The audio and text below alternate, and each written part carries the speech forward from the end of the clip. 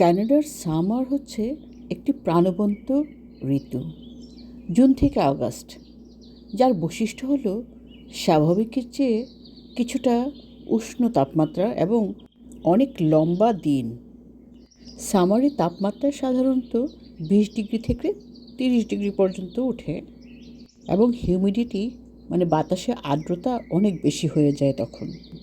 লম্বা শীতকালের পরে সবাই সামারটা খুব এনজয় করে। তারা ঘরে থাকতেই চায় না, সবাই বাইরে বের হয়, সাইক্লিং করে, পার্কে বসে থাকে, কুকুর নিয়ে ঘুরে, এমনিতেই হাঁটাহাঁটি করতে পছন্দ করে। সামারের প্রথম দিকে রোদটা খুব আরামদায়ক মনে হলেও সময়ের সাথে সাথে সেটা আর আরামদায়ক থাকে না। আস্তে আস্তে গরমের তীব্রতা বাড়তে থাকে এবং তীব্র তাপদাহ ফিল করা যায়। সামারে লম্বা সময় দিনের আলো থাকাতে বেশিরভাগ মানুষই সারাদিন এনজয় করে।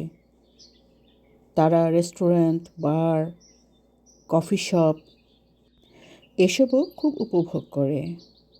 এই তীব্র গরমে এয়ার কন্ডিশনের দরকার হয়। অনেকেই সুযোগ পেলেই সুইমিং করতে যায়, বিচের মধ্যে যায়।